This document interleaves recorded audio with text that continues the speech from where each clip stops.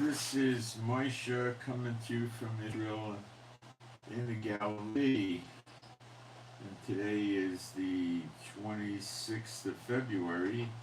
It's 10:28 in the morning. The reason I'm getting on later these past days is because there's so much news to digest. That's why it's like never ending, you know. So that's why I'm on later, and not that you know, have any other motive in this. So, we got so much to talk about today. The CIA guys that are getting, and gals that are getting problems from that DOGE thing are threatening to release secrets that America has to the enemies they named Russia. Seriously. And NSA, they didn't scrub all the CIA openly said they scrubbed all their computers before Trump got in. And the NSA didn't scrub their computers, and they found chat, internal chat messages that are horrible, and the Dulce Gabbard, whatever her name is, that's the intelligence head now under Trump, said that about 100 of them they're going to get fired for this. And we'll dissect that. Israel's now militarily occupying southern Syria up close to Damascus, and we have boots on the ground now. We've evacuated a number of villages in that area. We're working with the Druze to protect them. The Druze have militias with arms, light arms. And we're also protecting the Kurds. So I think the Kurds may relocate down to that region. I am unsure about this. And HTS is doing not much about it at all. What can they do? And the people are protesting in the streets, and they're telling them to attack Tel Aviv because it's better to die than to be humiliated. But what are they going to attack Tel Aviv with? We've been attacking leftover military installations and equipment and weapons from Bashar Assad for the last week pretty heavily. Last night there was a large number of attacks. The night before, we killed some HTS soldiers last night, at least two, we don't know how many. We blew up tanks, military vehicles, weapons, all of this stuff. They don't have what to fight with. Well, we'll dissect this and get into it. And Trump made a deal with Zelensky for the minerals and metals, and is going to provide some security guarantees to Zelensky, the nature of which we have no idea. And Zelensky's expected to be in the White House Friday to pen the deal. And what we really need to understand about this, and we'll dissect this also, is what about Russia? And what about Europe? What do they say? And I seriously doubt Putin's going to go for this, that Trump is working out. Now, the mineral and metal deal with Trump, that Putin has nothing to do with. Trump's forgiving the billions of dollars of aid he gave to Ukraine, and he's turning over the rights to the minerals and metals to Trump. Now, what Zelensky gets out of it, I'm not sure yet. And, we gotta wait till this thing gets signed, okay? But it looks like it's a done deal at this point. So Zelensky's going to show up with his t-shirt and his beard in the White House, undoubtedly. I don't know how Trump's going to take that. Trump's going to... I don't know. That's Zelensky's game. I'm like the military, Yeah. So there's a lot of stuff to talk about. Let me dive into this thing with Ukraine, by the way. On the surface, it's going to look like it's a good deal, right? It's really not, because it's going against all the things Putin wants, and I'll break it down. So Putin and Trump may actually wind up more at odds than they were before. The security guarantees is the problem. Okay, let me make sure we got a live stream and put my posts up while people come in. See, I don't like to be like these guys. We got a live stream, put my posts up. They get on the internet and they say, oh,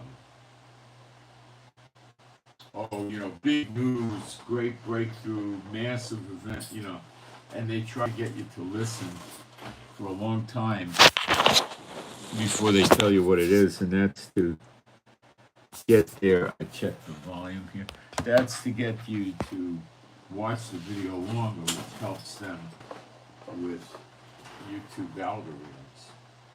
And that's to do the announcements of what we're going to cover first. But I can't.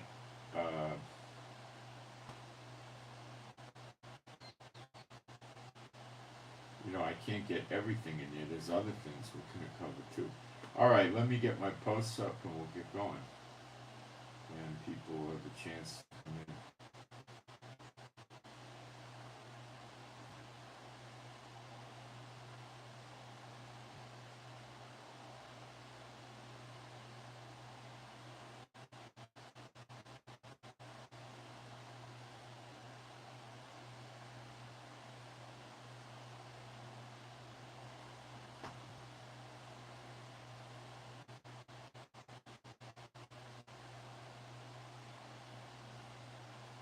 Let me get my email up.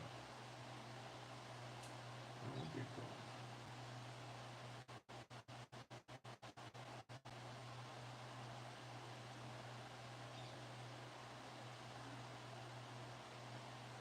Just a few seconds.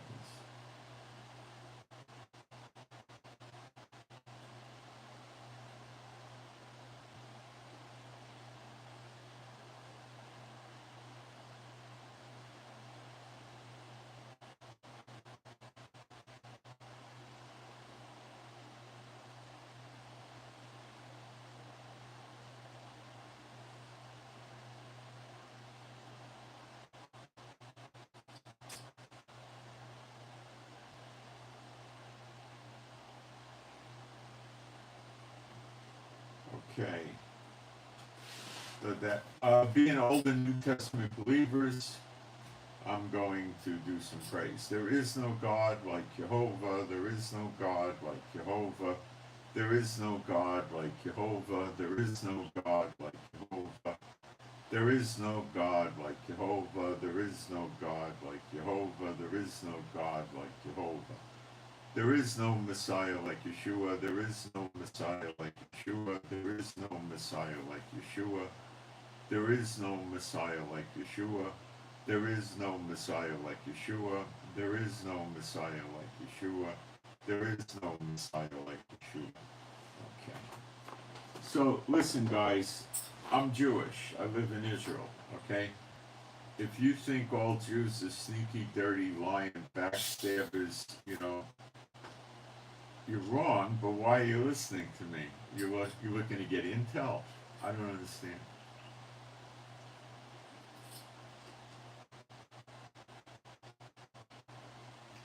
According to the Bible, anybody with any nationality, race, skin color, language, geographic location that's truly in Yeshua HaMashiach is part of Israel. Many, many, many, many times in the Bible it says Jehovah is the God of Israel, referencing the land when you read it. And, you people just don't want to believe it. When it comes to British Israelism, which is rising, and it never really went away, what's behind that is this, so you understand it. Western Europe are the Israelites, okay?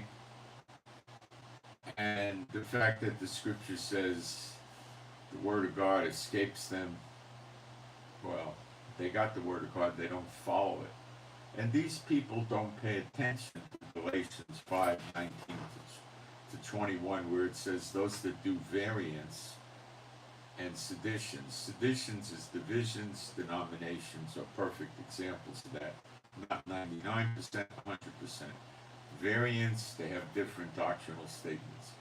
It says that people will do such things will not enter the kingdom of God. So how do you explain that the churches are really it? I don't understand that. Can you help me? I don't understand that.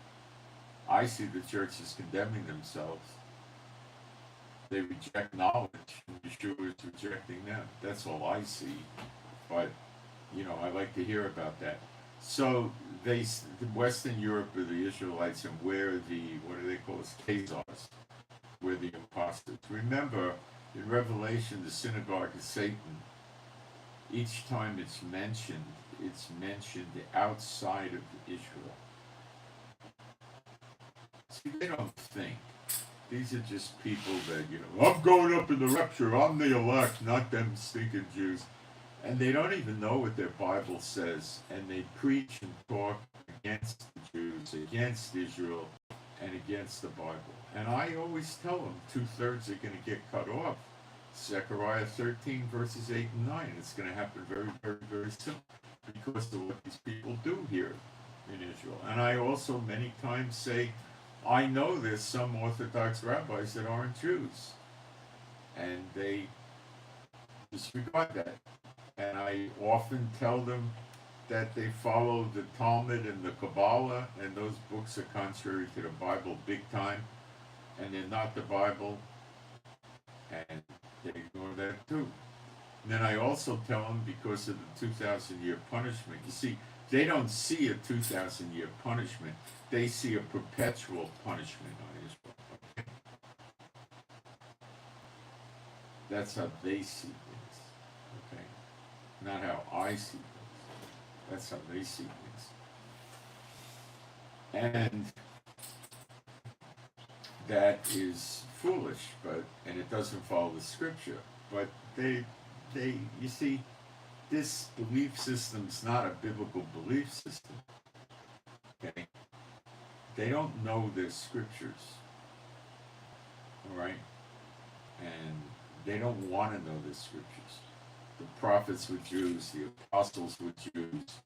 Yeshua is literally a Jew from Judah, and they want to reject the Jews. Does it say to do that in Romans 11? It says all Israel shall be saved. They're very much like the black Hebrews. They really are. Who go around saying they're the Israelites and we're all going to get killed here and they're going to move in and live in our houses. They don't follow the Bible either,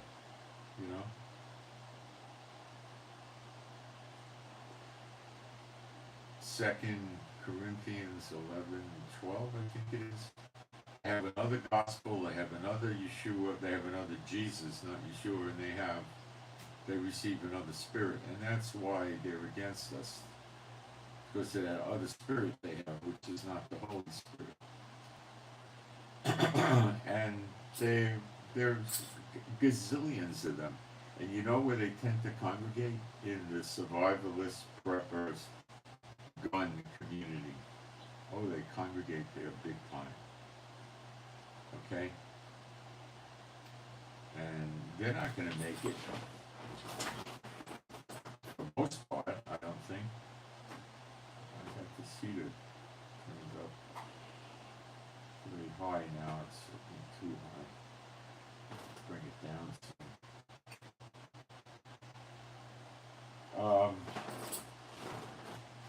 So I just wanted to throw that out, because a lot of people just don't want to believe anything I say, because I'm a Jew living in Israel, and they really got things backwards. They think America's not the daughter of Babylon, it's not going down. And how many times have I gotten on here and showed them they made upon their idols, and showed them all the graven images in the federal buildings and everything, state buildings, and they don't care. They ignore it. You see, they've got another spirit. They got an unclean spirit in them. They pick it up in the churches and these other places they hang out, and they reject anything pertaining to the truth. You know, and they're lost. You know, and every Jew is a deceiver, a liar, a cheat, and I'm really some kind of Zionist, Kabbalist, Talmudist working against the good Christians.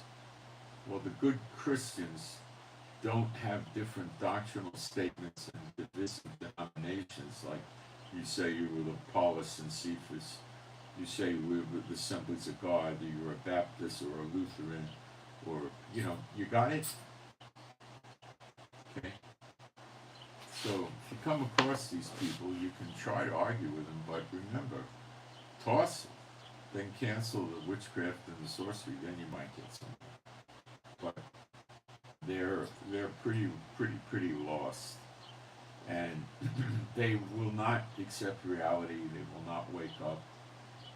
They're going to keep clinging to it until it's too late, and then they're going to be gone. That's it. If you reject knowledge, I will reject you. That's the scripture. See, all these belief systems are not scripture based. Okay. And it's been going on, I know, since the early 1900s, since there's probably millions of them that follow this, you know, and they read books about it, and the books occasionally quote scriptures like the Name It and Claim It, Copeland and those guys do. They quote scriptures too, but they twist and turn it. All right, so I guess enough on that. Feel free to do spiritual warfare on those not only coming in to the live stream but watching the video. That will thin the herd and take care of them. They might see the light after they're tossed and the witchcraft is gone, but that's what they're operating under. And that's why they believe what they believe. This is not based on the Bible. So, okay. So Israel has moved militarily into Syria almost up to Damascus. It's not quite 40 miles into Syria, but it's up there in the 30s. They don't seem to have any desire to take over Damascus. It's a big problem and it's not worth much. It's no value. The alibi is we want to protect Druze. Druze are a splinter group off of the Quran, and they're kind of Muslims, but they don't identify with themselves as that. We have a bunch of them in Israel, and they never bother us. They're very nice people. They go in the military, they work for the government, and they're peaceful, and they don't do terrorism. They don't bother Jewish people whatsoever. They like living here, and that's that. But they do worship a false god, okay? And they inbreed a lot, which is, I don't know how that really affects them. It's been going on for quite a while, but they do stick together, and they have Druze in Syria, and the Druze are very unpopular with the new government of Syria, which is HTS, which is Al Qaeda and ISIS with a new paint job.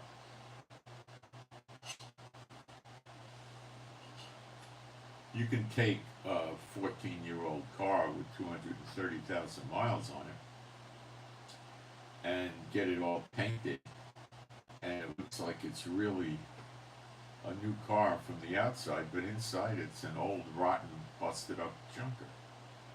And that's what HTS is.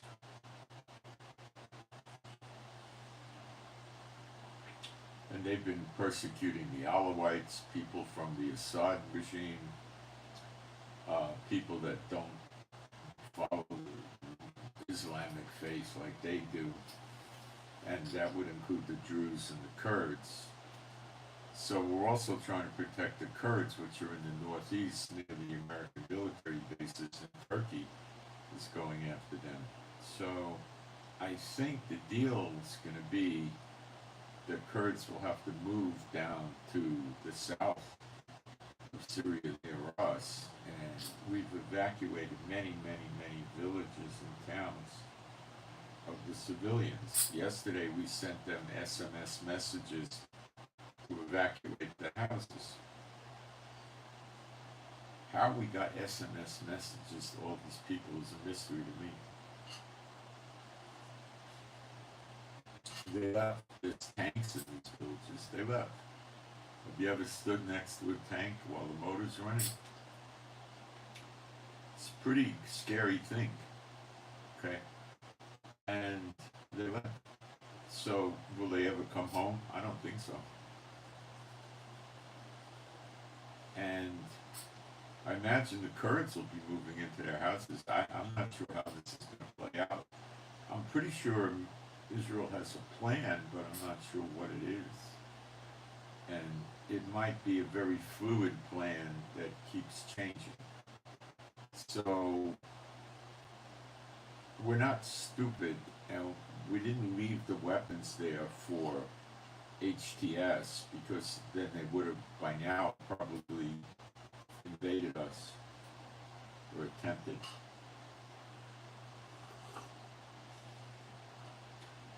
They have zero air defenses. They have no Navy. I believe we took the Navy out from Syria. And there's nothing they could really do. They don't have any missiles, so they're finished. So they got some vehicles. They captured some helicopters, and they were looking up on Google how to fly a helicopter. And actually have managed to fly some helicopters. How? I don't know. And did they crash any helicopters? I have no idea. I don't know. I'm not even sure Israel knows this. We don't have all the intimate details, but they got no way to defend against Israel. The people are protesting around Damascus and other locations, and what they're saying is for the leaders to attack Tel Aviv, it's better to die than to be humiliated.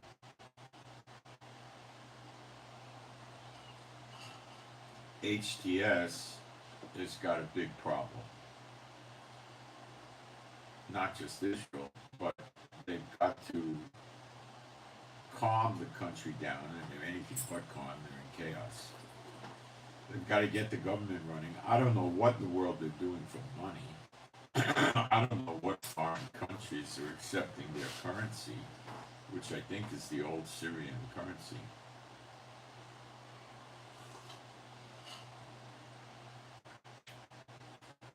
I have no idea. I'm sure they're just printing fiat money, and the economy is just trading based on their fiat money.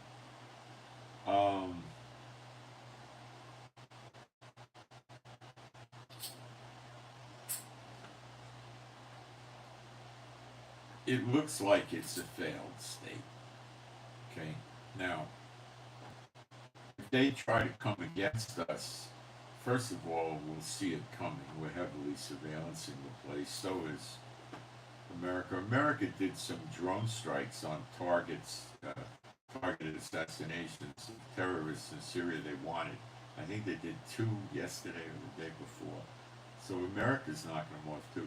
There's no comments coming from Trump publicly that is saying he wants Israel out of Syria. There's nothing coming out.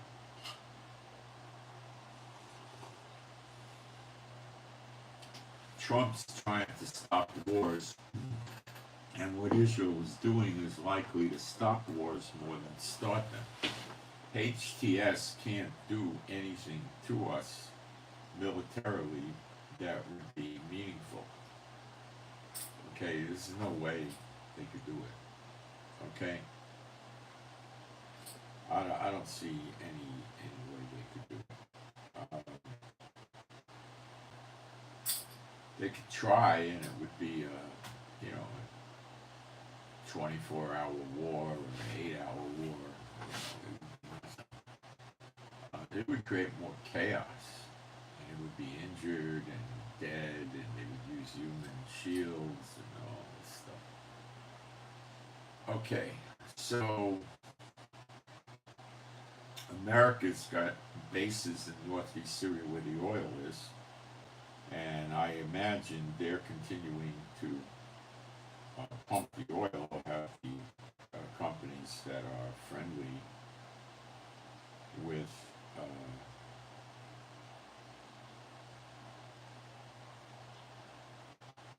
America pump the oil.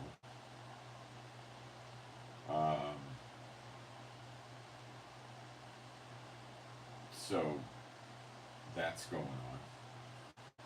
They're not going to, Trump's not going to give that up for them.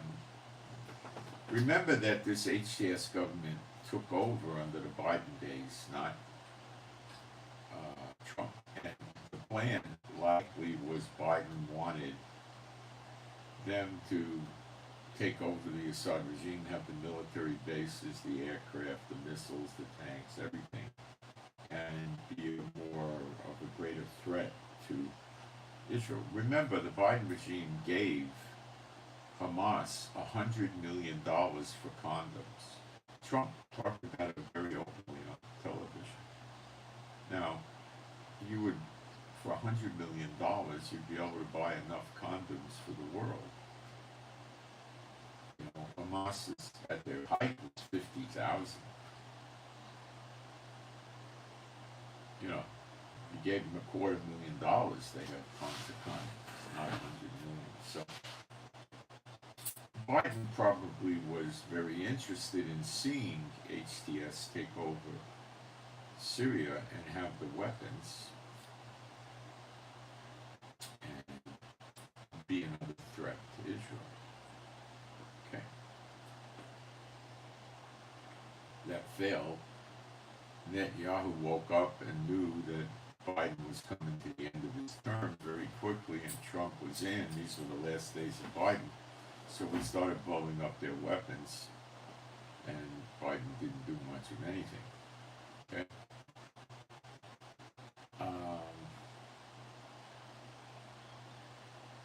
So the Druze have a militia, they're armed. The Kurds are armed, they'll be armed too, they'll help the militia. Now, they're not going to have, tanks and, heavy weapons. What will probably occur is they'll have their AK-47s, they'll have pickup trucks, maybe Jeeps or Humvees, and they'll protect their area. Remember, they don't need tanks and anti-tank weapons and heavy weapons because the HTS doesn't have that type of a threat. And if they try to overrun them, the Israel troops and tanks and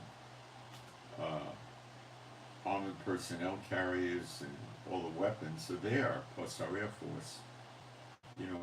The time it would take us from our various air bases to get into South Syria would be from the time the plane takes off, depending on the base, 1 to 2 minutes.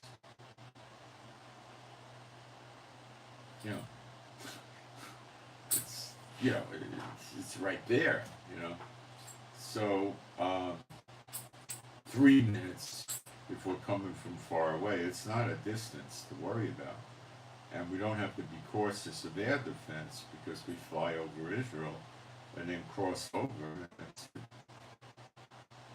that's the end of it. Turkey may arm them with anti-aircraft weapons, but we would not let weapons get near us. So if, let's say, the weapon's 40 miles away, that's not how you want to do the takedowns, and against our jets. We would blow those things up eventually. Once we saw that HTS had control and they were being used against us or threatening us, we would blow them up. So the chances of them winning the war are non-existent.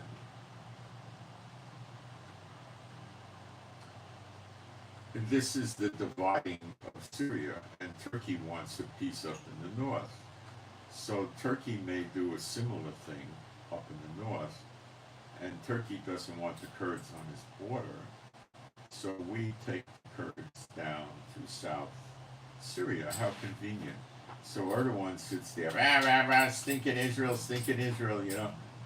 and we just move the Kurds rather far away from Erdogan, which makes him happy.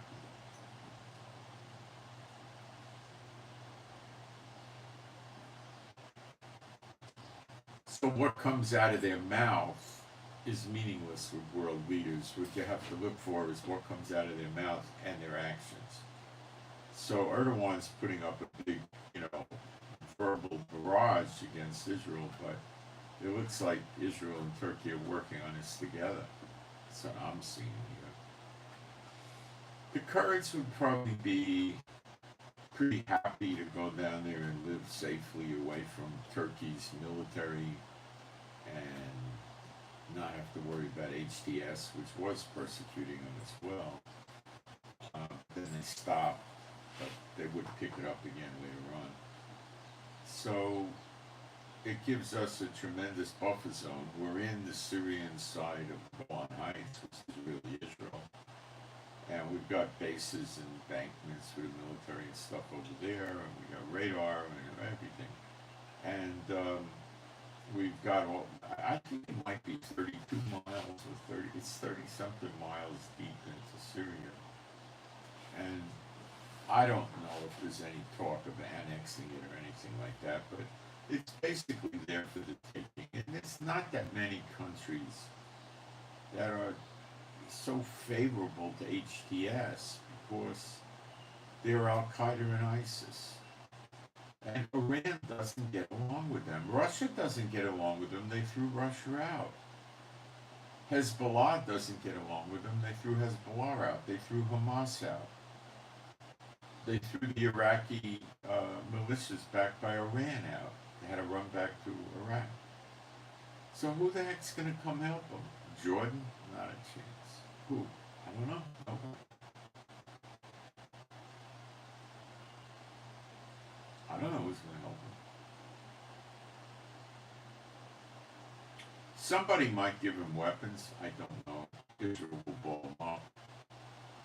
So I don't know what the future of Damascus is other than the scriptures, and it's Damascus is a root of Ceasefire, and Syria is kaput. That's the capital. So we're throwing the people out of their houses because they're pro-Muslim terrorists, and we don't want them near the border. And is Israel being cruel and mean? No, Israel learned their lesson, and they don't want it again. So they're protecting themselves.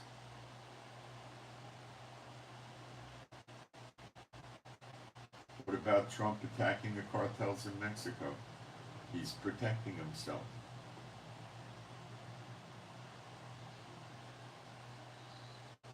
We want to wait for it to happen? We don't want to wait for it to happen. We want to make sure it doesn't happen. If it happens, a lot of them are going to get killed. If we prevent it from happening, they won't get killed.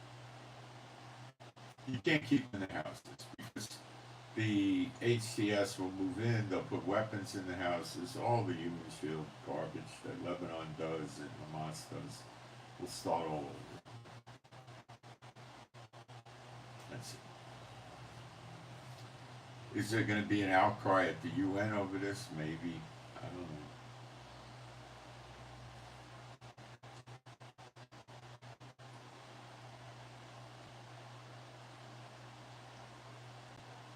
Trump's basically sitting on the Syrian oil. He ain't leaving. Turkey's got the border area with Syria. He ain't leaving. So we got our border area with Syria, and we're not leaving. That's the long and the short and the tall. So Syria's basically been divided.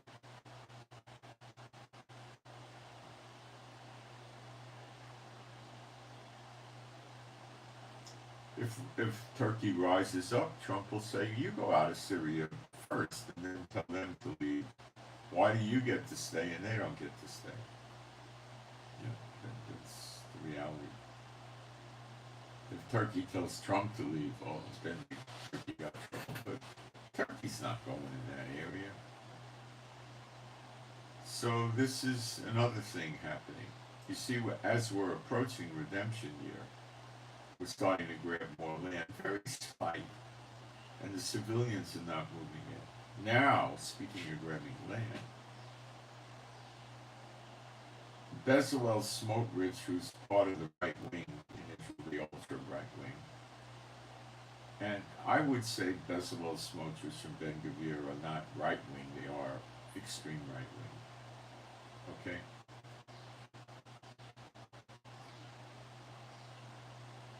He said to Gaza that if you don't give up all the hostages right away, we're going to start occupying your land piece by piece in Gaza that borders Israel.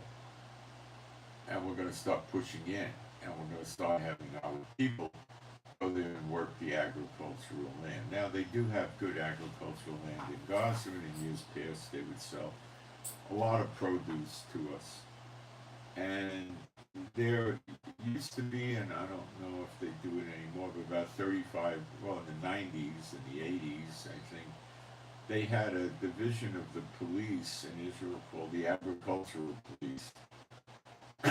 They were regular full policemen that had different color uniform on, like a can or something. And they carried weapons. When they were down there Gaza, they carried Uzis and stuff, full auto, full Uzi, the big clunker, not the micro Uzi, the big sucker, about the size of a German Schmeisser. It probably had an 8-inch barrel or at least a 6-inch, It generally put a 20-round clip, and I think there were 30-round clips. 20 was what I saw most people use. And we had a metal clip for those, and you put one clip in, and when it was expired, you ejected it. All the bullets were fired, you ejected it, you flipped it over, you shoved the other magazine in. So that gave you 40 rounds. So a lot of the military, the women and the soldiers used to carry the Uzis when they went on leave on the bus, and they didn't have a belt with extra ammo clips. They just carried that one clip in the gun without a round in the chamber, and they had traces normally mixed in with it. Why, I don't know. In the daytime the traces not that effective, but so the girl soldiers used to carry it, and it's not a great weapon. It is great if you want to kick the door down and go into a house on a raid, and you don't know what you're going to meet when you get into the house, and you get into a gunfight in the house. It's great, because you're probably not going to be more than 15, 20, 25 feet most. That's probably an exaggeration away from them. And you spray, and the sucker's not very accurate at all. But when you want to go into a house and you want to, you fire those 9mm, and they used to get a pretty hot round in those because they didn't have to worry about much recoil. The thing was a big clunker, and it didn't recoil like a pistol or anything like that. It stayed rather stable when you had two hands on it, and you'd be able to clear a room, drop your 20 rounds rather quickly and probably hit most of the people in the room, assuming you didn't run into 12 people, but it's not. Well, anyway, agricultural police used to stop the people from Gaza smuggling in eggs and produce from Gaza that were not inspected by Israel, and bring them to the different grocers or whoever would buy it from them and sell them. And they weren't cooperating with the authorities, and they used to have gunfights. hot gunfights in the streets at night with machine gun fire. They had AKs. It's agricultural police was a rough job. It was a rough job, and they would bring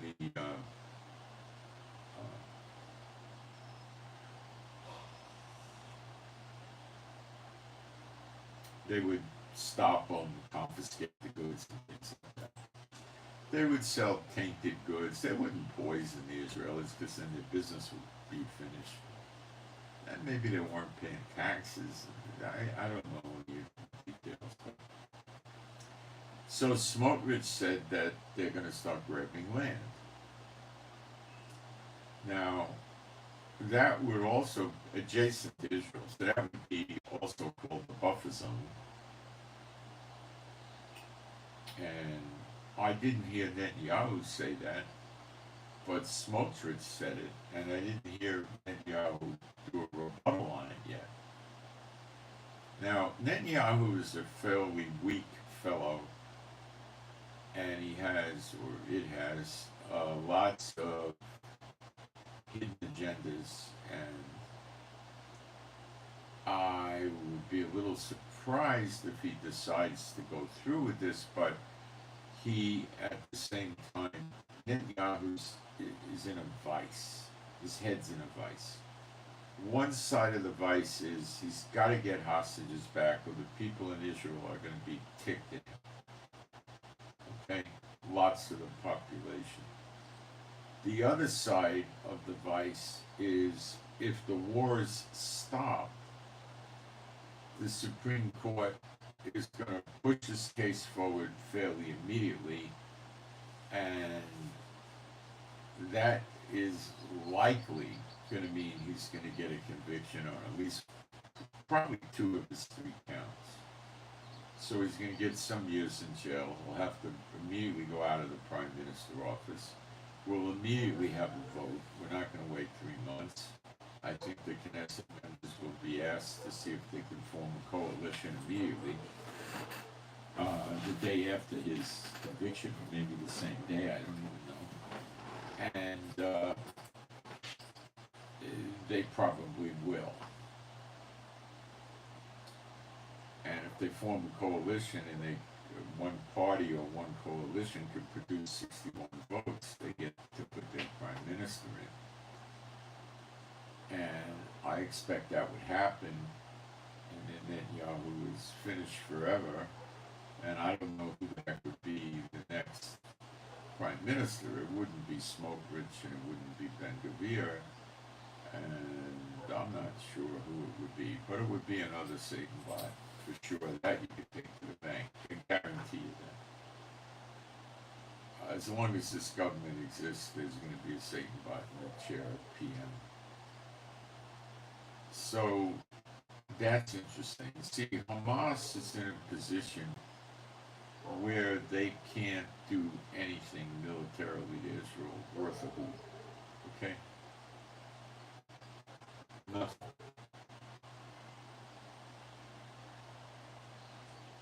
For an analogy, it's like taking a 14-year-old girl and putting her in the ring with boxing gloves against Mike Tyson at his prime.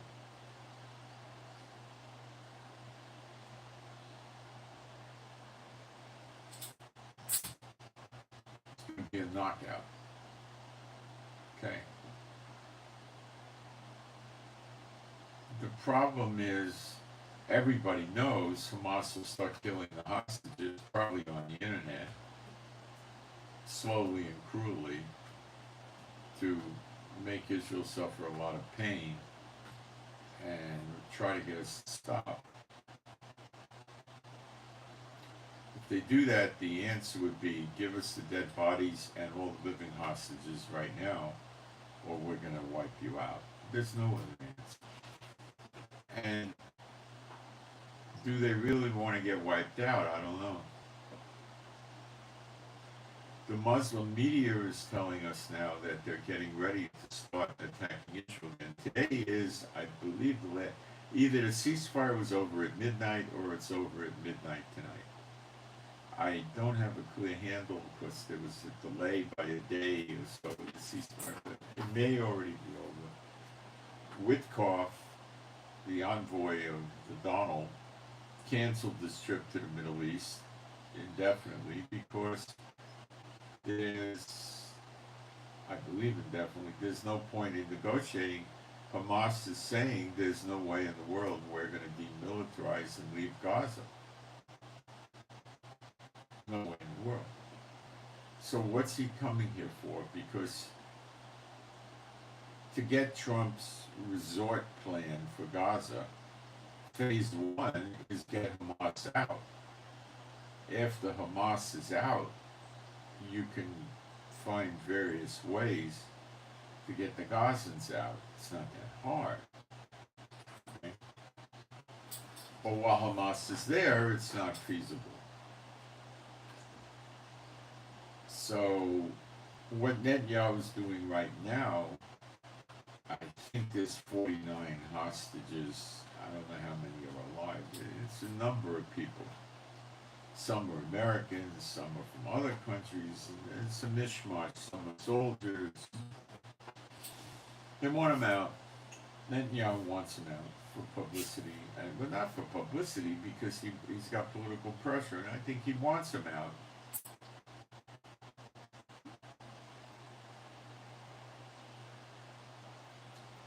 And what they're telling Hamas the last few days is if you give us all the hostages, you can leave Gaza alive.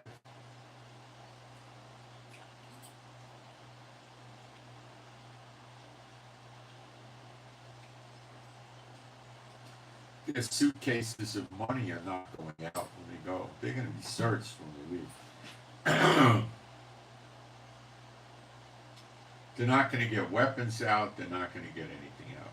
Where are we going to put them? I don't know. They asked Egypt to come in and help govern Gaza. And this is curious. Egypt's, as soon as it was talked about asking Egypt to come, they came out with an official press release and said, we have nothing to do with governing Gaza. Not a thing. Leave the Palestinians and Hamas there to do it themselves. They said, we're not in. Okay? That's interesting.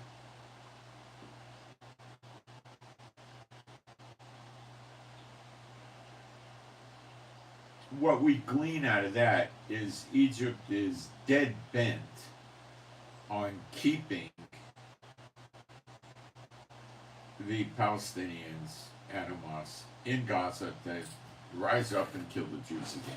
That's the takeaway. That's the takeaway. And they don't want any real involvement. They don't want to get into this and get into it with Trump and blah, blah, blah, blah, blah. They are not interested in this.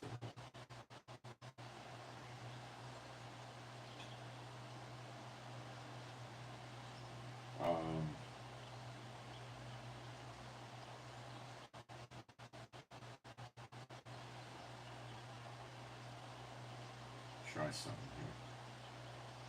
No, this control doesn't work.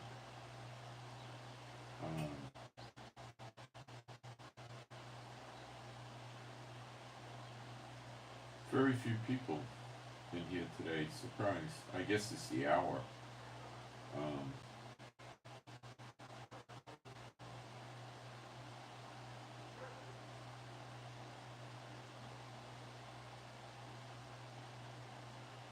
Okay.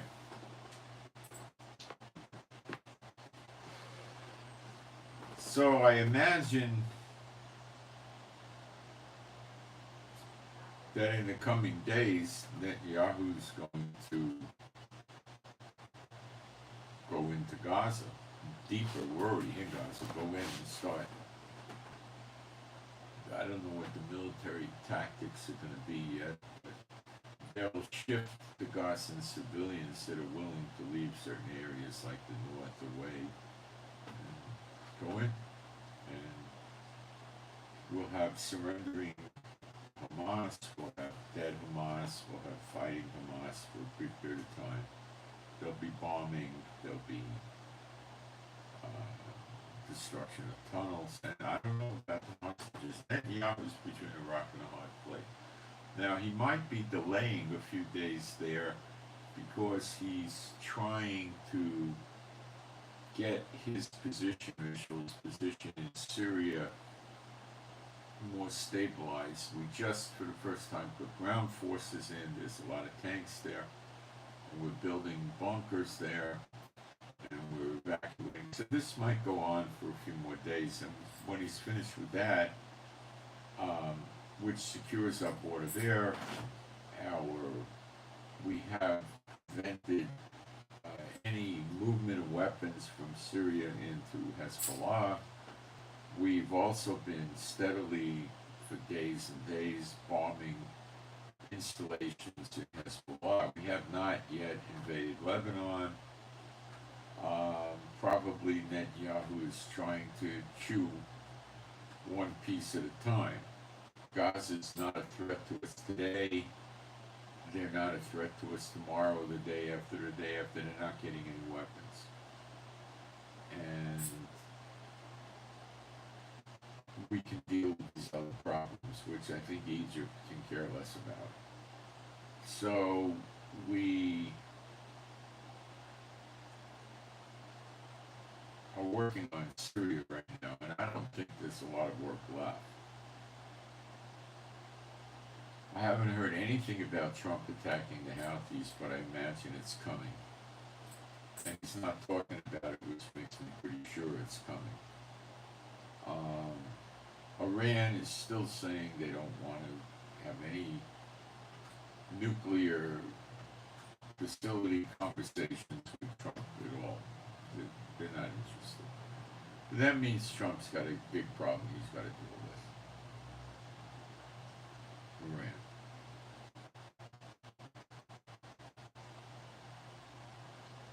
Or walk away from it. And like I told you the other day, he has problems with his military. And now Fox News, I put it on my Telegram, I think yesterday, Fox News in America, the Fox News, ran a story, and they were saying that these CIA people have been threatening to take the, secret documents of America's secrets and sell them to the enemy. Now, that's treason. That's a death penalty offense under the Constitution. It's a federal offense. Now, Trump can arrest them for that. But what if they have set up what's called a dead man switch? What's that? It means you take 18 inches of classified documents that are dangerous to America and you stash them someplace or with somebody, perhaps in another jurisdiction or whatever you do, or you put them on a zip drive or something, probably on a zip drive, and you have it released in the event of your death or arrest.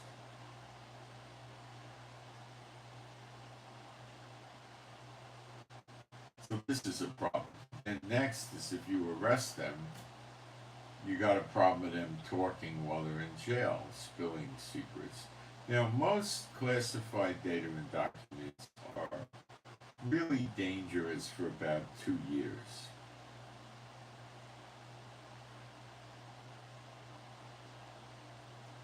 Now, documents that go back in time, like 3 years, 8 years, that talk about dirty things America did that they don't want revealed, those things are good for a long time. But see, when you leave a high-ranking office in the military in Israel, or I think it would apply to Mossad and other intelligence agencies here, you can't leave Israel for 2 years.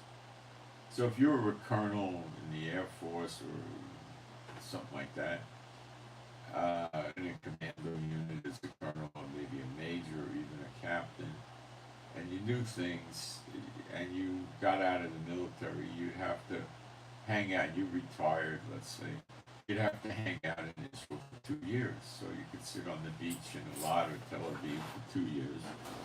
And then as far as Israel is concerned, you can go anywhere you want to go. Because the intel gets old in 2 years. It's not worth much.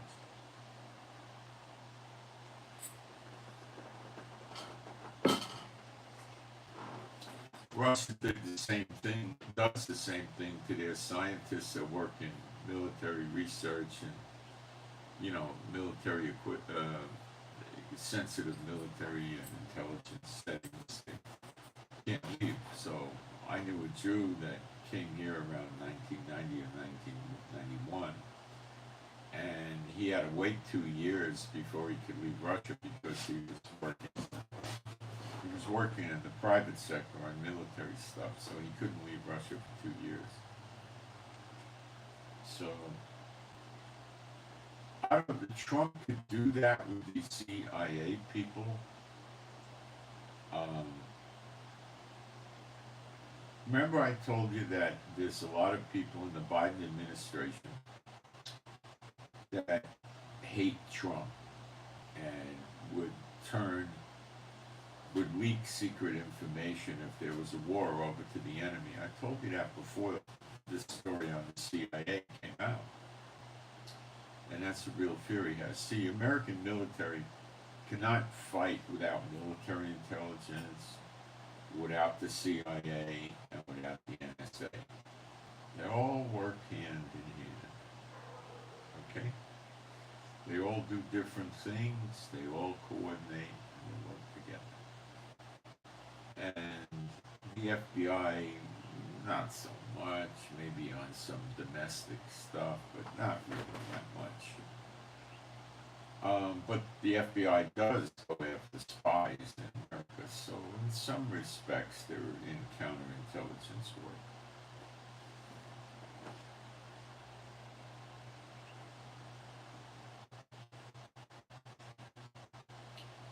The FBI is the top law enforcement agency in America, but it's also partially an intelligence agency, maybe 20% or something like that. They do intelligence gathering in America. They also do crime fighting, and they do a lot of things, anti-terrorism, which is to some extent intelligence and so forth. But let's say a federal agent from Department of Agriculture, special agent, gets killed. Department of Agriculture doesn't investigate it. Of course, it's a specialized agency that's just working with agriculture. So the FBI investigates it. If the U.S. Marshal gets killed, they don't investigate it. The FBI investigates it. So it's rather humiliating for these other agencies because if one of them gets killed, the FBI goes after the culprit, not them.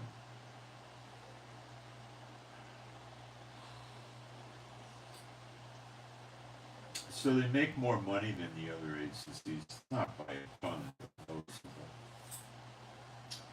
They got more training, there's higher selection for them, and this, that, and the other thing. But they're kind of a cross between a bureaucrat and a real policeman. Their training makes them like real policemen, but they're not really it.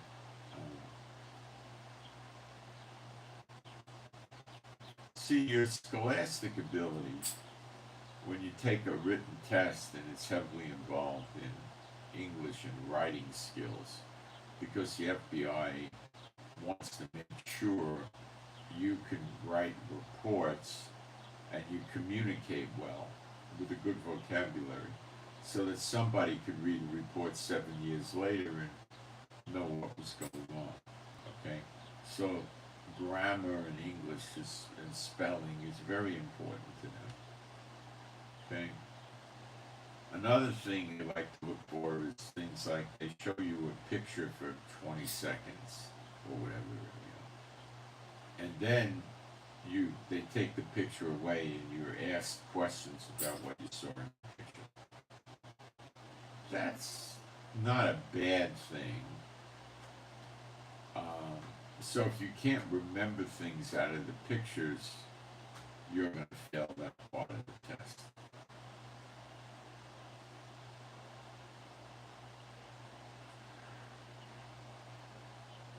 So, and they'll also give you something with arithmetic and math. So, and geography, possibly. So, all of this stuff boils down to what? Except for, well, it all boils down to this: having a good memory.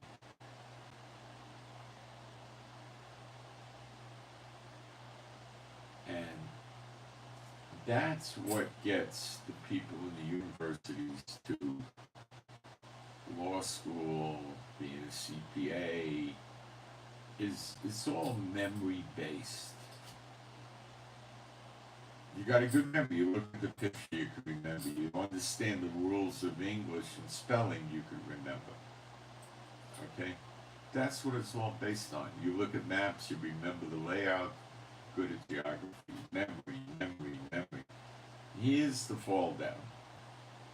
That excludes logic and the ability to think on your feet. So the test, if you want to be a special agent in the DEA or ICE or Homeland Security or the IRS, the standard for having that good memory is considerably lower so they can get recruits. Okay? But none of these people are hired for their logic. Let me give you a case in point. America hires pilots. Well, they recruit, they got applicants for pilots. They want to go to the Air Force Academy or whatever, the Navy Academy, and be a naval aviator, or, which is being a Navy pilot and stuff like that. The Army has pilots, but they all have pilots, the Marines, the Coast Guard has pilots, but predominantly it's the Air Force and the Navy has a bunch.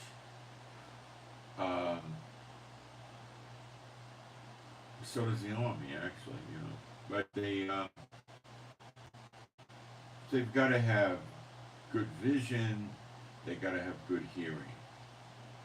They got to be sound physically so they can pass all sorts of crazy tests.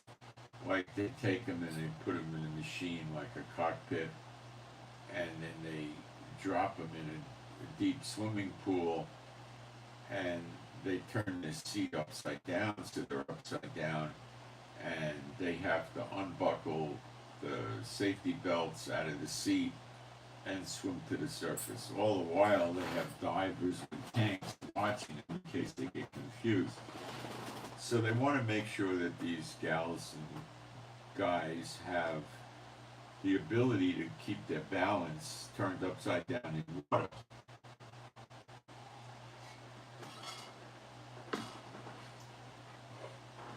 And they drop suddenly. Other things, they spin them around in machines to see while they're spinning. They got heavy G-forces if they could work controls in the thing.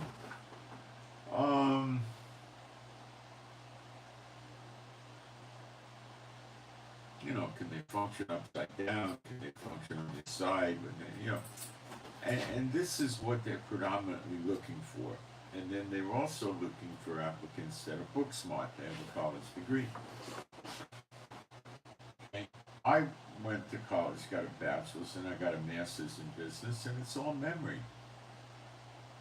There is practically no logic. It does exist in graduate business school. They do give you a case study method. They give you a breakdown of some corporation and what their problems are, and you come up with solutions. And you could do it through accounting, finance, personnel management, marketing, production management, any combination you want. And whoops, that's not good.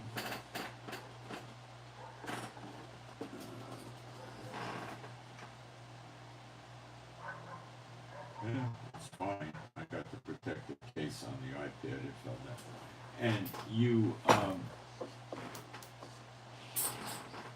you can solve the problem with any combination. So if you got 20 people in class, you could have 20 different combinations, and the teachers look at what's the most feasible, and you get the higher grade, you know. So at that level, they start actually teaching you, you know. But the teachers are duds. The, the real good businessmen are not sitting in some school teaching. You do occasionally come across people that are retired and they do it, you know. And then what they do is they bring real companies in. And the guy comes into the class and discusses his business, invites you to come visit his place, if it's nearby, usually it is. And then he comes back again and you talk to him a few times, and then everybody starts writing a business plan. And we had one, the guy was creating, this is the early 70s, guys. This guy was creating these wings that would fly on, a nylon thing you'd strap into it. They had a harness for your body, and it had no motor. And so it was like a paraglider without the motor. And you had to run off a cliff on an embankment and jump out and catch the wind, and then you could rise and fall. But you probably would never go more than 200 or 300 feet up. And you know, so you invited all the class to come out, and they would launch us with this. No, I didn't go. I don't think it's a very normal thing to put this thing on and jump off a cliff. It's not something that I would enjoy. It's a death wish. People like that stuff, you know. Or, you know, trying God or something like that. But anyway, we came up with a plan. As far as I know, for many years ago, I did good. There was a number of suggestions. So this is the kind of thing they do, you know.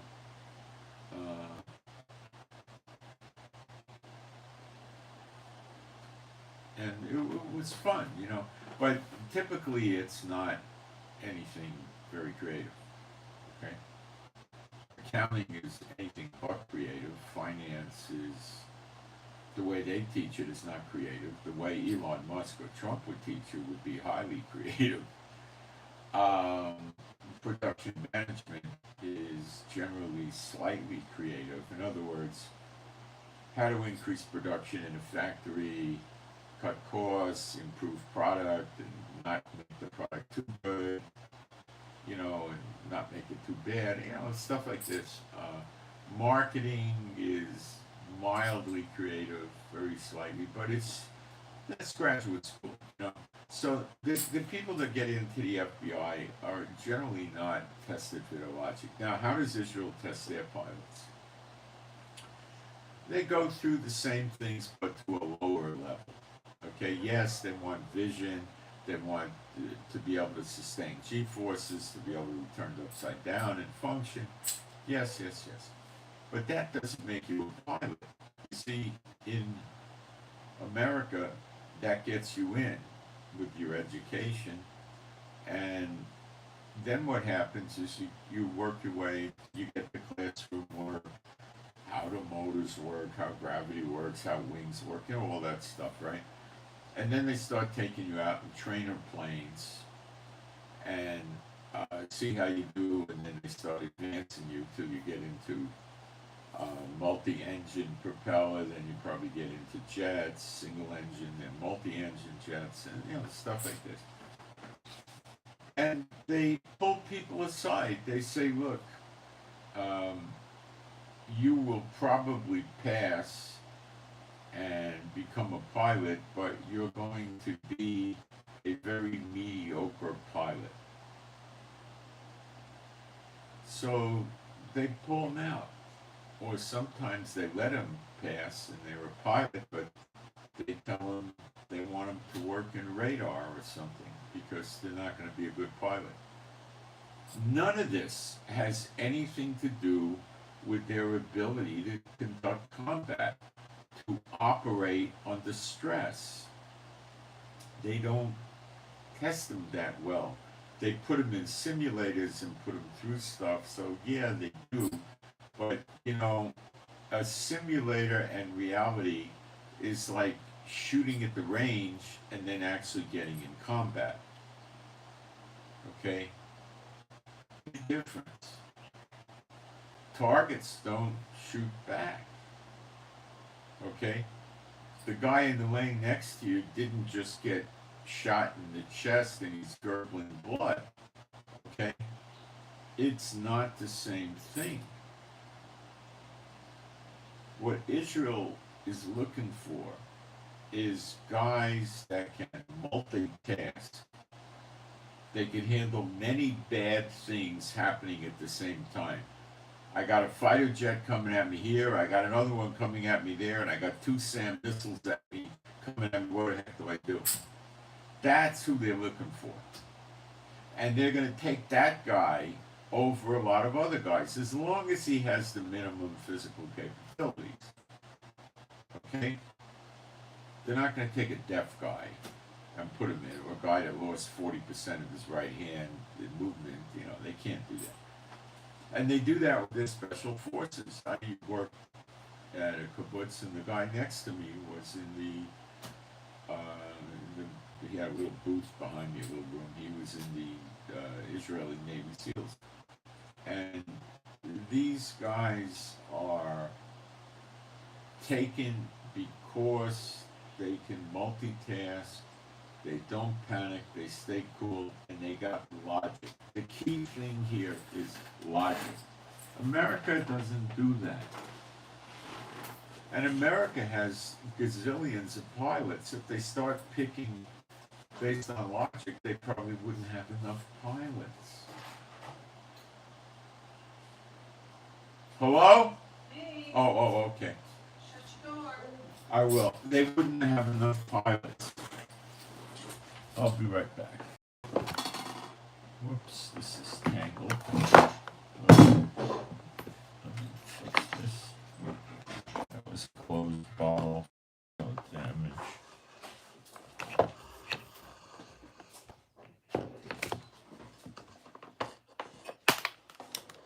Oh, I got a difficulty here.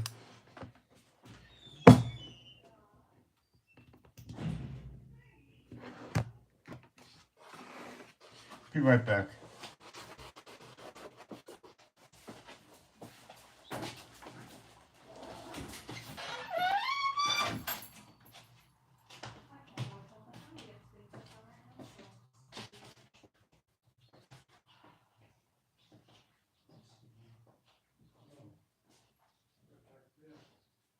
Yeah, like, it was really easy. There wasn't anything out except for that little bit.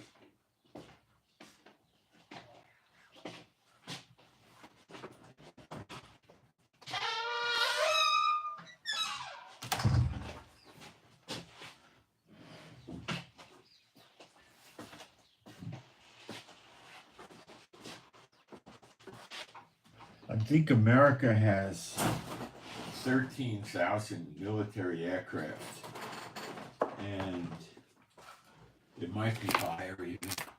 And they probably want to have at least 2 or 3 pilots for each plane. So they can't select the way Israel does. Israel has, counting attack and non-attack, maybe 500 or 600 planes. So we select that way. We don't look for college degrees to become a pilot, you know. And I knew a guy that was a pilot, and what he flew was a Cessna. This is years ago, a single-engine Cessna for reconnaissance, basically. He wasn't a good pilot. And I knew another guy that was a bomber pilot. He was the best of the fighter jet pilots. The bombers are probably second. And then they got, you know, they got transport, refueling. They got reconnaissance. They got all different kinds, you know. But the fighter jets are the highest level. They get to live in bases. They get segregated out of the community, I think. It's a whole big deal with them, you know. Now, the Mossad guys, they got to be creative or with logic and reasoning and multitasking where they don't get in. But there's not very many of them, you know. Special forces guys, see, in Israel, if the guy could run 3 miles with a moderate pack on, they're happy. You know, Green Berets, they take them on 40-mile marches with heavy packs. When the march is over, they collapse, and medics come and treat their feet and their back from the pack, you know, all of this stuff, you know. Israel thinks that's stupid. They wouldn't do that. They're not interested in that. Why? I mean, if a guy's in combat and he has to walk 40 miles with a pack, it's a major disconnect, and things are rather bad. You know, it's not something they're going to base on. So America goes very heavy on physical training and physical ability for their special forces. And, you know, Israel makes sure they're fit, but like a regular soldier or something like that, they don't push it. Now, unless they're maybe in the mountain corps and they got to be able to rappel and climb mountains, or if they're in, we have a special forces unit that's in for urban combat, so they would need to be able to rappel and, you know, climb up ropes, and they might have to have more physical strength than a regular soldier, but not by a ton. You know, shooting, they get tons of shooting experience, you know, and all of this, you know. We have a Navy SEALs thing. We got actually 40 different, 40 or 42 or 44, something like that, different units that are special forces in Israel that are highly specialized in one particular type of combat, like the water, or urban combat, or mountain combat, or desert combat. We have, for every different kind of fighting we could encounter. Snow, we got a snow unit. You got a mountain unit, then you got a snow unit. They go around on skis, snowshoes, things like that. What do you call those? Snowmobiles. You know, we got all of this. So, where America sort of does that, like they'll take their Navy SEALs, for instance, and they'll train some in snow. They'll train some in mountains. They'll train some in tropics. They'll train some in deserts. And, you know, but we have separate units that do that. So we're not jack of all trades. So the Navy SEALs might have one guy that's been in there 9 or 10 years.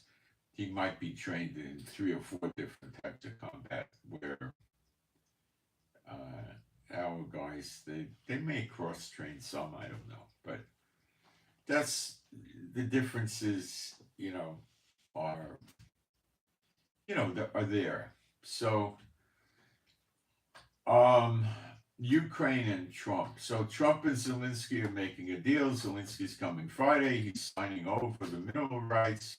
Trump's forgiving him the $500 billion. And Trump's going to, I think, own the mineral rights, but he's probably going to give Ukraine a piece. And what the heck does Putin do?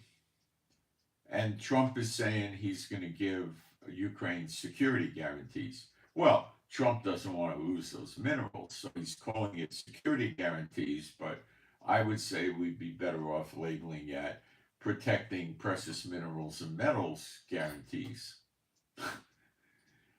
Where does that leave Putin? Because Trump is dead bent on a ceasefire. Putin is dead bent on no ceasefire. Putin will go for a full peace deal if he gets his terms. His terms are he wants a substantial piece of Ukraine territory. He has to show his country that he came back with a prize after losing 1 million soldiers and billions of dollars in missiles, drones, tanks, trucks, 20% plus of his oil refineries blown up. He has to come back with a prize. He needs to come back with a head. And Zelensky and Putin are not close to agreement. He wants, as part of a peace, he wants Ukraine demilitarized.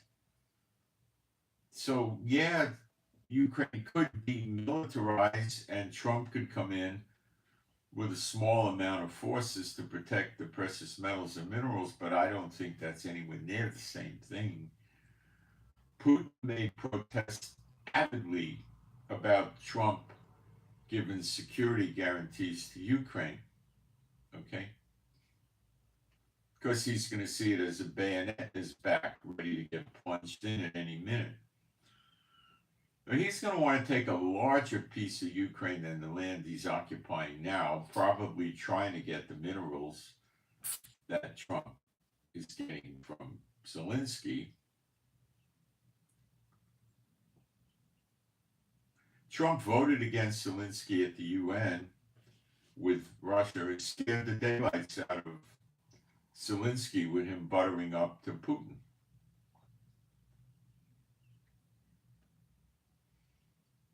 He might still make a deal with Putin if he can for other minerals and metals and stuff, but maybe he figures we'll get enough out of Zelensky and they'll be a lot cheaper than we'll get them from Putin. See, this is Trump showing his expertise, making money. He's good at it. He's a genius. Look what he did. He scared Zelensky into taking the deal, but he's not going to scare Putin into taking the deal. That won't work. Putin knows Trump can't go to war now. I told you a few days ago, or some days ago, I can't remember, that if Trump went to war, a lot of the generals and people in the military, the CIA, NSA, would leak information to the enemy to hurt the American military efforts. In other words, dead soldiers, blown up equipment, failed missions, to encourage Congress to impeach Trump as being insane and get rid of him and put in another lunatic, worse than Trump.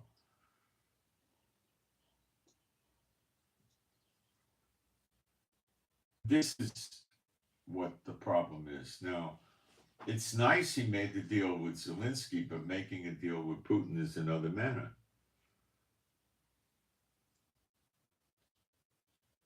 Now Trump's got the minerals and metals in Ukraine.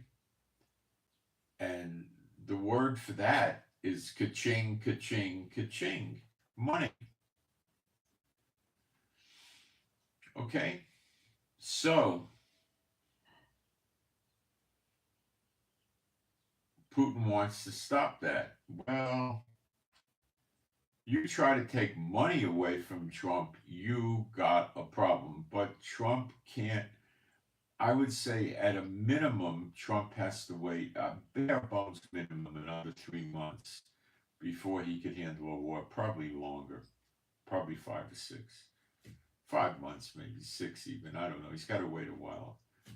He's got to get control of these agencies, and he's got a lot of people that are talking about in the NSA and the CIA giving over information. What does he do with them if he fires them like the DOGE is planning on doing?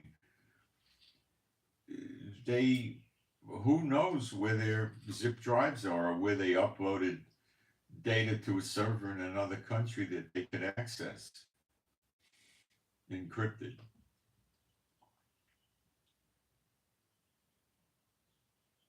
What does Trump do?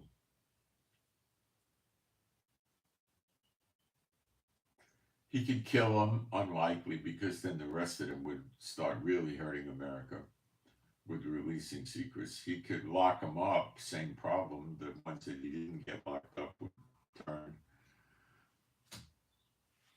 He can block them from leaving America for 2 or 3 years, but that doesn't do any good. They can leave America on the internet, so to speak. I don't know what Trump's going to do. He's got to do something. NSA and CIA. The woman in charge of intelligence, Tulsi Gabbard or whatever her name is, I don't know. She's saying that they're going to arrest about 100 from NSA. NSA didn't scrub their servers before Trump. Let's see how many employees in NSA.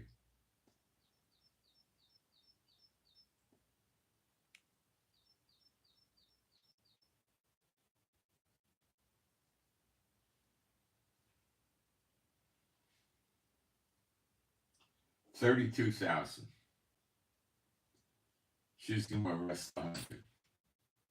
Great. Let's see how many are in the CIA.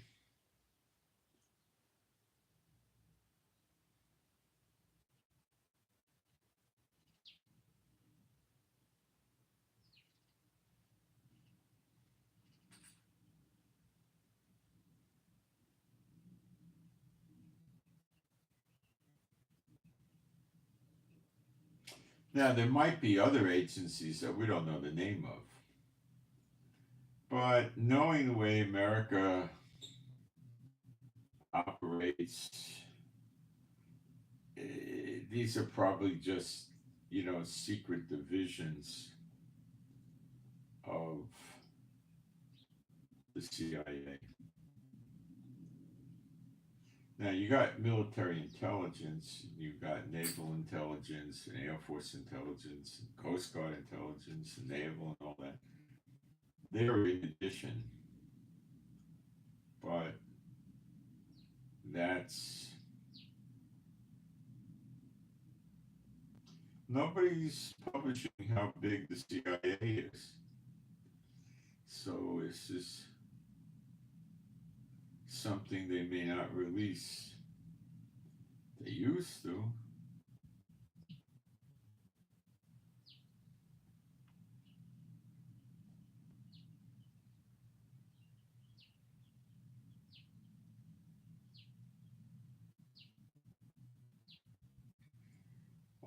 I don't see anything in Google.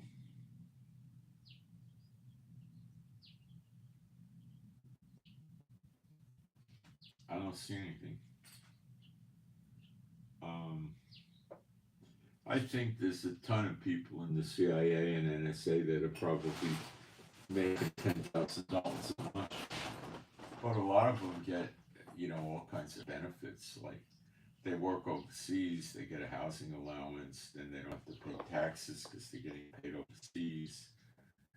Then they get a car, and they get this, and they get, they live pretty good. Imagine living overseas and they pay you rent, they give you extra money for your other problems, and you get a company car, and you got all kinds of benefits, right? and you got a pretty generous salary, what's so bad? You know, they're making a lot of money. So I'm not sure what Trump's going to do about this. I think it's a question of it's partially a legal problem, and it's a military problem, and it's a logistics problem, and it's a complicated problem. I don't know how he'll solve it. I do know that this guy Trump is very capable intellectually and a high IQ, and he has good advisors, and they'll probably figure out a way to deal with it. I don't know. If he starts putting him in jail, he's going to scare the other people. The woman that's in charge of intelligence is saying that they're getting a lot of phone calls from people in NSA and CIA that are telling them where to go to look to rout out the rats, the bad ones. And these are probably people that have been there a long time and didn't come in under Biden or Obama. There's also now talk of 2 FBI agents they got records. These were called honeypots, which Fox News, I think, or another news channel was saying that means they were using sex to get favors and stuff like that. Now, would the FBI be able to recruit women agents that would go undercover and use sex to get ahead? Yep. There'd be a waiting list of women that would be willing to do that. These are completely immoral Satan bots, you know. And 2 of them were put into Trump's campaign under Obama, and they're saying Obama had no reason to conduct investigations against Trump, except he didn't want Trump to win, and he did it. Are we going to see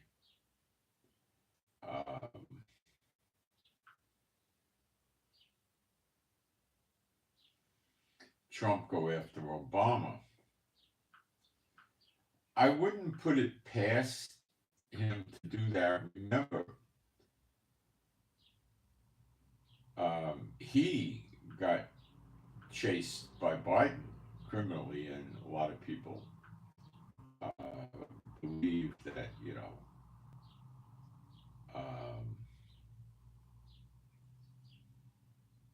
Obama was, they call Biden, oh Biden, So, yeah, I mean, it's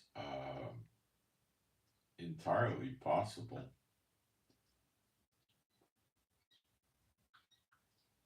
that he does go after Obama.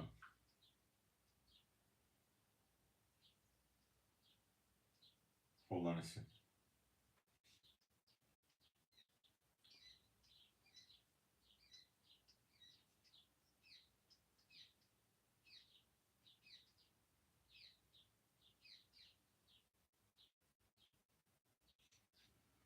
He might be going after Obama. I don't know. Looks like he got him. So they came up with one of these honeypot female FBI agents was transferred into the CIA so she wouldn't have to go to court and testify, or go to Congress and testify, or whatever I don't know what the law is on that, but okay. So I don't know if Trump would go witch hunt Obama, but here he doesn't have that much, I don't think, because Obama would start getting into denying, and it's bad, but I don't know how bad it is.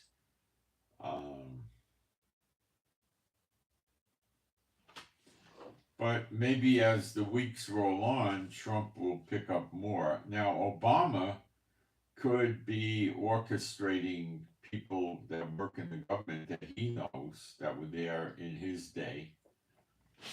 He may be counseling them and helping them work against Trump. this could be going on.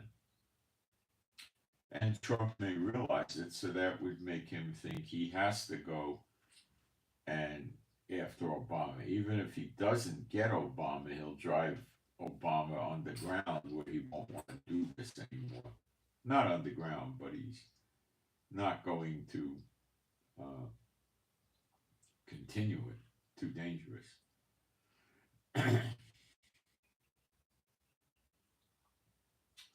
Checking my notes.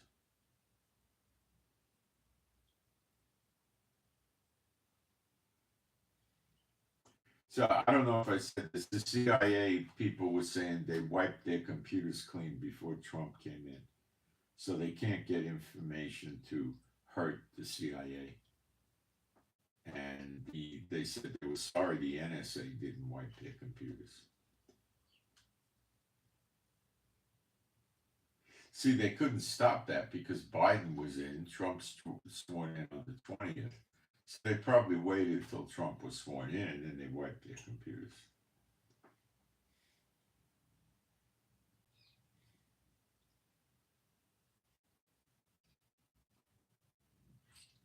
When the woman that's the head of intelligence says there's people coming offering information, that could be a lie, to scare the NSA and the CIA.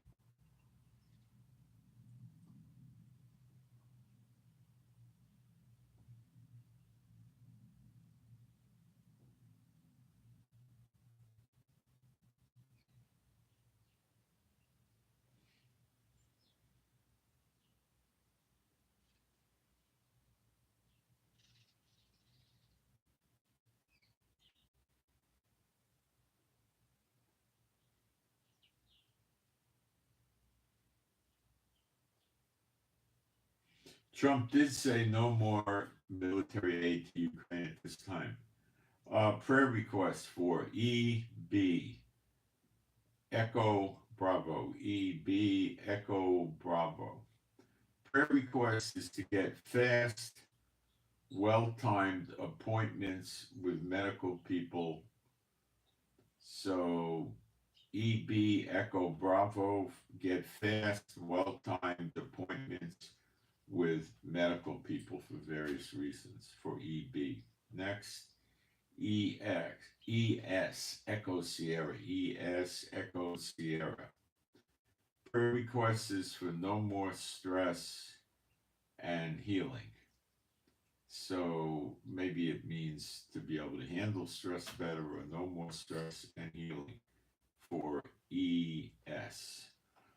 Since we're such fluid days, let me fly through my social media and see what happened since we started the broadcast because stuff is going so fast now. It's just incredible.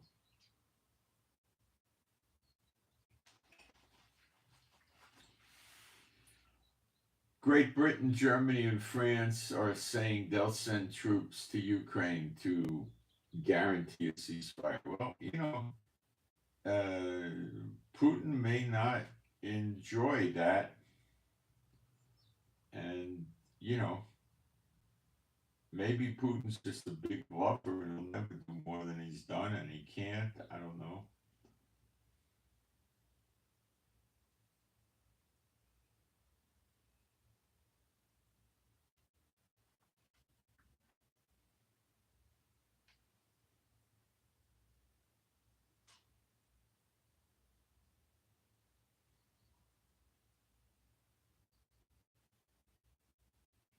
China was doing live drills off of Taiwan. That, of course, just keeps the tension going.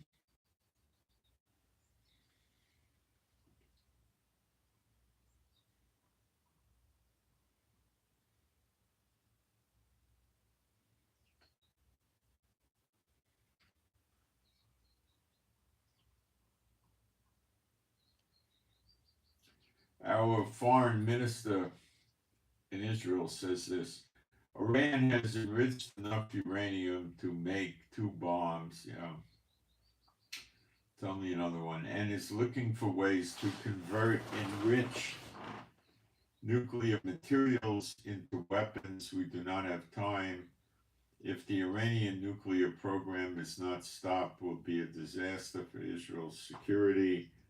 I believe that there must be a credible military option on the table to stop the Iranian nuclear program before it turns into a weapon. Failure to do so could lead to a nuclear arms race in the Middle East that includes Egypt, Saudi Arabia. Well,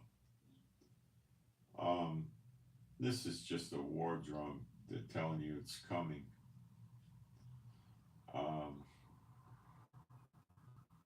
Bible prophecy in Jeremiah 49 tells us it's coming. Elam, E-L-A-M, is Iran and possibly Syria and Iraq or pieces thereof.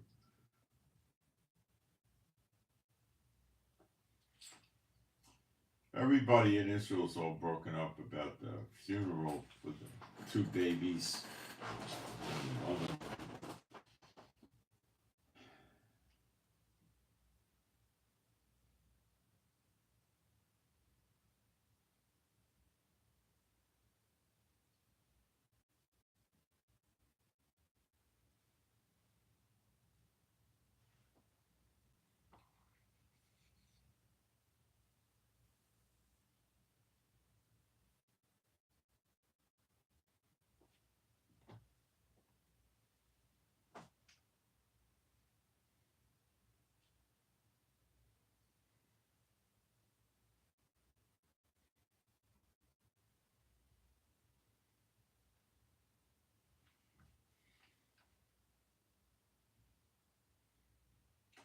Let's see what else I can find here.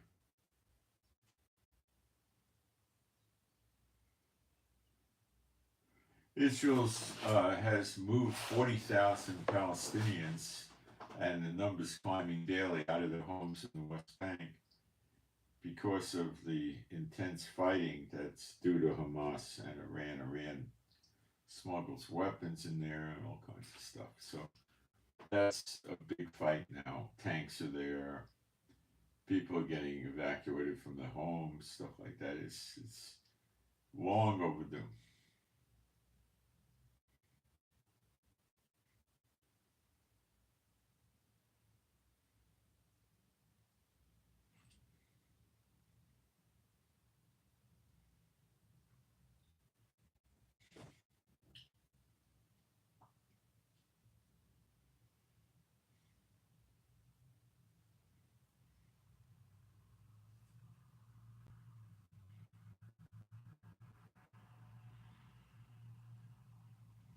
I'm just going as quick as I can to see if we got anything serious.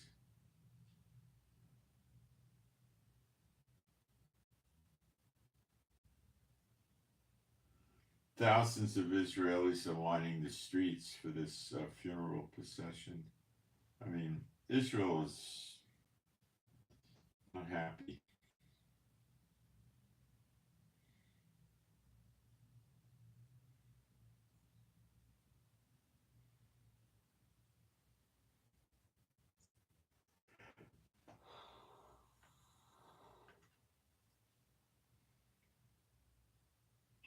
The people that are deceased are not in their bodies. They don't have any idea any of this is going on, I assume. But that's how people are. Funeral procession can't be for them, it's for the people of Israel. Maybe that's why Netanyahu's holding off. He's waiting for the people to mourn and get upset. Then the bill of attacking Gaza will go down easier.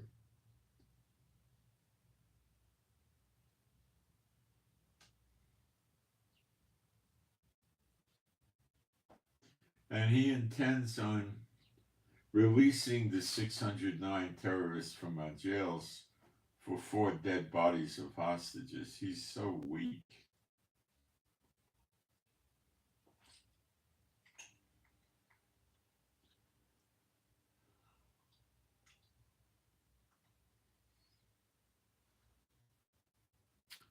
Netanyahu is a weak person.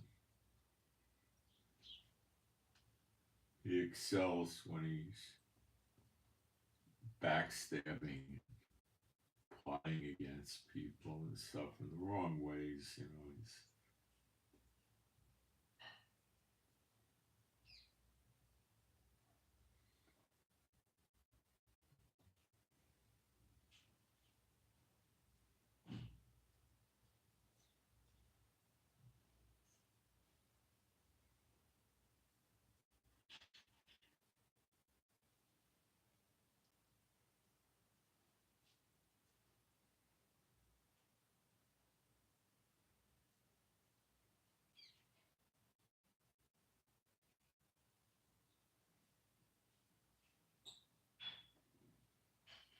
well. I don't see any new stuff that's very important popping up. Uh, and I don't see questions. So we watch and see what Putin does next. It's possible that Trump will say to Putin, well, I'll still buy minerals from you, I'll kill your sanctions, take the deal with Ukraine, you won't have sanctions, we'll do trade, you'll come to the White House, I'll come to the Kremlin, we'll be friends, and, blah, blah, blah, blah, blah. I don't know. That could happen. I don't think so, because Putin has to justify to his people why he had a million soldiers get killed and all the equipment and money and oil refineries ruined without getting anything for it. So the weak link here is Zelensky. And let's see but you see, Putin and Trump can agree and force Zelensky, but then Europe could show up and tell Zelensky, we'll give you hundreds of billions of dollars of support, stay in the fight. And he might stay in the fight. Then what happens? Now it's a real mess. It's a real mess. It's a traffic jam coming from 5 different directions or something. I don't know what he does.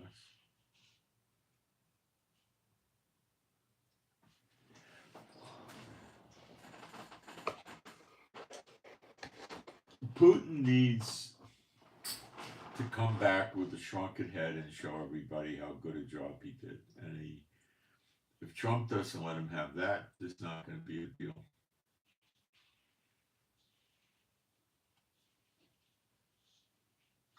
We got to keep our eyes on the Houthis in Iran because Trump is headed at that. Probably the Houthis first, then Iran. And China is, I think, sitting and watching along with North Korea. And we just got to see what develops.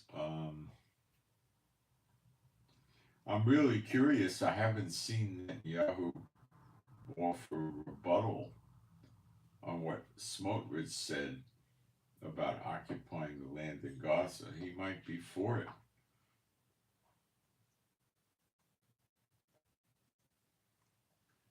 I don't know yet. So that's what I got for today. It's certainly a lot. I didn't get a good Bible study going because we got so much of this other stuff to digest. It's getting harder and harder to follow, you know.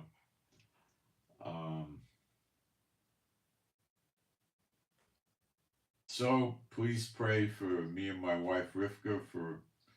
She has good days and bad days, so please keep praying for her. And pray for us for peace, safety, protection, joy, healing. Pray for our finances. Pray for our animals and pets to be happy, healthy, and whole. Pray for better videos. Pray that I get more insights.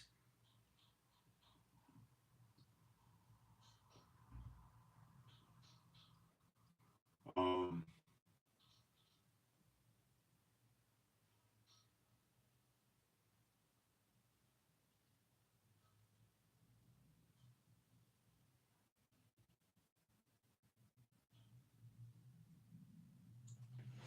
and I guess pray for better videos with more insights, and God answers the questions about Bible prophecy with sequencing, timing, and other things. And pray for the peace of Jerusalem, and keep watching and get ready.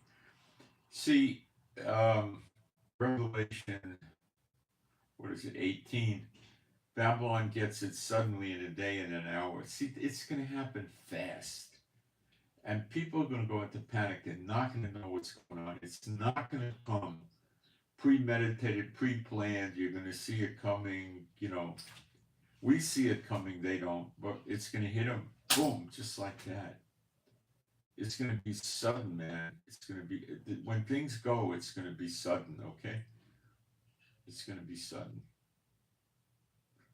And that's all we can do is keep watching and praying. And pretty soon we'll break bread in Jerusalem, huh? So I didn't go too long today, under 2 hours. That wasn't bad. All right, so I'm out, and I send my shalom to all those who love Yeshua HaMashiach. Thank you.